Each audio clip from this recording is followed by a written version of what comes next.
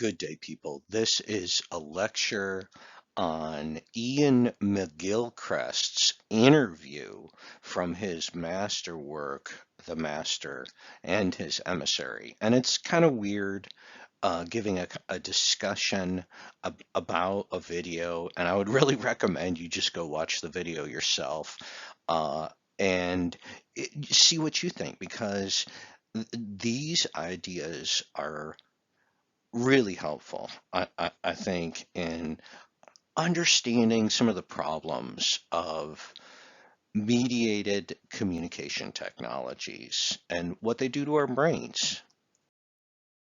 So the whole point of McGilchrest's book is that he thinks we become way too left brain hemispheric, and the left brain is the hemisphere of kind of utilization and acquisition.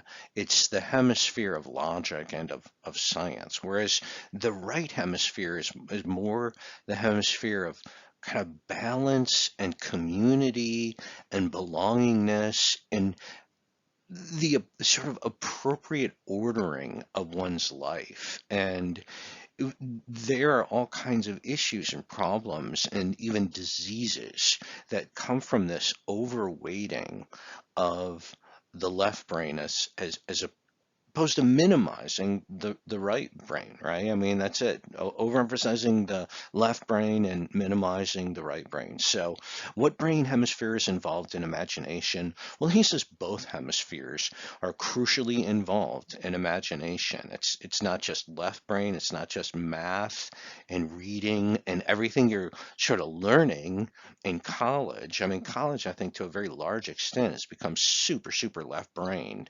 I mean, it's not so much about art and creativity.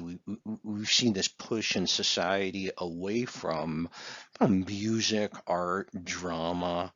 They're the things, you can't make a living at them, so why would anybody even take a class in them to appreciate them? I guess is the idea. I think it's somewhat tragic.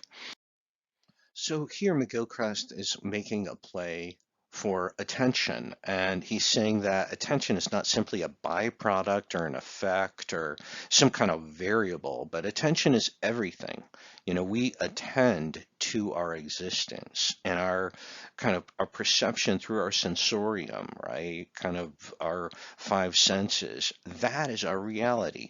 So attention grounds what? Attention grounds our reality. McGilchrist says things only come into being for us when we attend to them.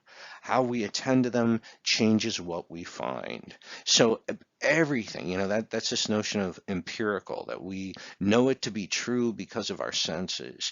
And all of our mediated technologies are a kind of manipulation of the ratio of our senses, right? More eyes, more touch, less hearing, right? What does a microwave do to our smell of food as opposed to kind of slow cooking, right? All of our mediated technologies involve different sensations. And so, I mean, uh, I don't want to belabor the point too much, but I mean, imagine how our attention differs when we're on cruise control versus what will our attention be like when it's fully roboticized and automated, and driving is like riding in a train car? Because I can tell you, riding in a train car is very different than driving a car.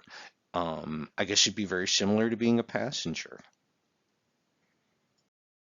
What hemisphere is the master and what the emissary? And indeed, what even is an emissary? Well, an emissary is somebody who's sent out on a task or an expedition. It's someone who has something to do.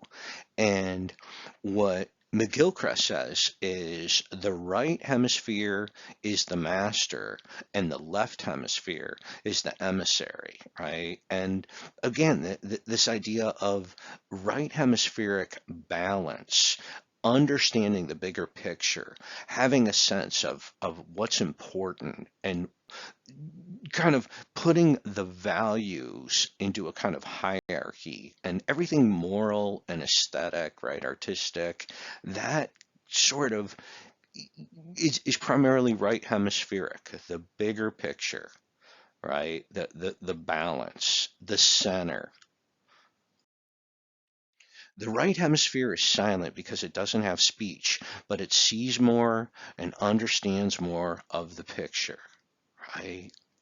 So, like, here's an example, right? I mean, the left hemisphere might know how to count money and might have this acquisitive grasp of trying to get a lot of money, but the right hemisphere would know what to do with the money that would make the most sense for the happiness of the individual, right? I mean, whenever things get out of balance in a way, right? Disequilibrium and kind of chaos and spinning out of control, we know that the right hemisphere has sort of lost a grip. What doesn't the emissary, the left hemisphere, not know? It, the left hemisphere, doesn't know what it doesn't know. So that's the problem. It's kind of flying blind. The left hemisphere thinks it has a sort of center on reality, but it doesn't know the bigger picture. It doesn't have a sense of abstractions. It can't move beyond the immediate. McGilchrest says this. He says the problem comes when the process stops with the left hemisphere, right? Doesn't kind of go back to that bigger picture, right? The balance of the right hemisphere. Knowledge that makes us powerful and helps us dissect the world makes the left hemisphere think what? Makes it think that it knows everything. The modern world excessively reflects the products of what? The left hemisphere's processing of reality. And so what is that? That would be quantitative everything, and that would be kind of linearity and this sort of what? Acquisitiveness of trying to grasp. So what does acquisitiveness mean? It means this ever-ending striving to acquire, right? And like getting stuff and owning stuff, but not having a sense of the bigger picture, right? The right hemisphere of balancing that stuff. And so really, right, what he's going to talk about is happiness really comes from our relationships. It comes from caring and love and belongingness and all the stuff that the left hemisphere is not real good at, right? I mean, the left hemisphere can go acquire like a big house with modern comforts and stuff, but it's not skilled at loving the family uh, and creating a sort of balanced existence for the people inside that big modern house. Right. Uh, in communication, what do we get from the right hemisphere? And then he says this, McGilchrest asserts all of the nonverbal meaning, everything implicit, everything that is not content, and therefore everything that gives the language meaning in the moment. And so this idea of, the tone of voice and nonverbal expression and knowing whether or not something's funny or sad or the sort of appropriate form itself, right? I mean, think of the right hemisphere as the kind of and this is an oversimplification, but the kind of creative, artistic, whereas the left hemisphere, certainly Wernicke's area, um, is the sort of logical. I mean, students like to think of math and English as different, but in a way, they're both rather left hemispheric, right? Your language processing centers in the left hemisphere as well. And so everything that is sort of what, our emotional dramatic selves is in the right hemisphere. But I'm going to read this again just so you get the question right. All of the non-verbal meaning comes from the right hemisphere. Everything implicit, right? Not obvious stuff you'd have to kind of know the context for. So everything that is not content, right? Not the words, and therefore everything that gives language meaning in the moment. So when I say not the words, it's, how the words are said. How do you know it's a joke? Right? How do you know when someone's being serious? Well, you can hear it in the tone of voice. How does a privilege on the left hemisphere treat the world? Well, this is it. And McGilchrest, I think, is right on point here. He says it treats it as a kind of path to having more, need to have more, right? This never-ending consumption and an ever kind of insane and bizarre quest for novel and new stuff. So ever acquisitive and grasping treats the world as a resource to be exploited, right? Again, out of balance, out of balance. Happiness and all the great things in life can only come as what? McGilchrest says happiness and all the great things in life can only come as a byproduct and cannot be directly pursued. So there, I mean, this is fascinating. This is, several of these kind of existential psychologists like Frankl said very similar things, like you can't force happiness. You can't force health. Health is a byproduct of a happy, meaningful, fulfilling existence. Same with happiness. It's not like if you try too hard to be healthy, you you become neurotic. You become what is the term for that when you're really hypochondriac? You become a hypochondriac. Um, it's same with like humor, right? And falling in love. I mean, they're sort of natural occurrences, and loving cannot be forced. It's the sort of byproduct of all these other things that have to fall into place. What would the world be like if the right hemisphere ruled the world? Well, McGilchrist says the world would be extremely balanced.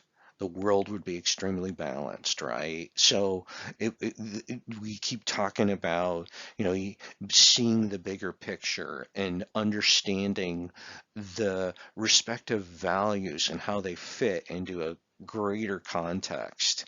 And, especially this idea of the emotions, right?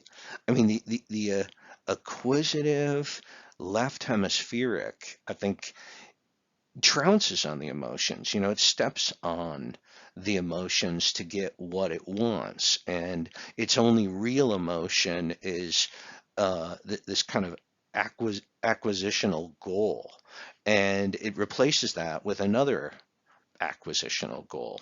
Whereas the right hemisphere sets everything in its appropriate order. The right hemisphere kind of makes for a happy life in a way. The right hemisphere knows what it needs from the left, but not vice versa.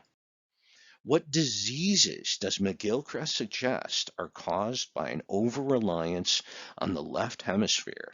And this is what you guys should go check out. 'Cause I mean, he's making some, he says it's controversial, but he asserts things like, language deficiency issues like Asperger's and autism, and even like eating disorders, and possibly even schizophrenia. Um, are somehow related to this over reliance on the left hemisphere, exacerbated from the kind of tools and technologies of acquisitiveness. So, um, and the point is we kind of lose our balance, we lose our perspective. We don't center. We're no longer sort of holistic, but we fixate like on extremes or fragments or parts, and right, and what seems like it might be a good goal in the bigger picture is might be a very trivial or even a hostile goal, right? I mean, I think a lot of dads want to go work and make a lot of money for their families, but that little boy, the daughter and the wife, they don't need a lot of money. What they need is a kind of loving, caring parent who's there for them in a kind of community and somebody that they can rely on. And it's all about belonging. It's, being a mom or a dad. Certainly, material wealth is a part of it, but it can be a rather small part, and you can still be very happy. What matters for happiness? And this is what McGilchrest says. And you think about this and you reflect on how our social media and the way we live our lives, this whole idea of Eric Fromm and his sane society, right? That where he's talking about love so much, remember? Uh, well, this is what McGilchrest says matters for happiness. He says social interconnectedness, social cohesiveness, trust, and belonging. So you want to be happy. You make friends. You find people whom you can love and will love you back. Happiness is all about caring and in a kind of connected circle of people and in places that are meaningful for you because events have happened in those places which are significant to your life. What is being gradually eroded? Well, he fears we're losing that social cohesion. This loss comes from mechanization, and he says it leads to emptiness, frustration, and anxiety and depression. He says all these things that the kind of technological gadgetry and the kind of transformations, and he's rooting it to the left brain and the loss of balance because the master, which is supposed to be the right brain, has been subordinate, right? Made subordinate by the emissary, which is the left brain, and that screws things up. I mean, that's the problem. We're losing our sense of balance. We are losing our relationships, the people whom we need to care about, and we're losing them in terms of technology and mechanization.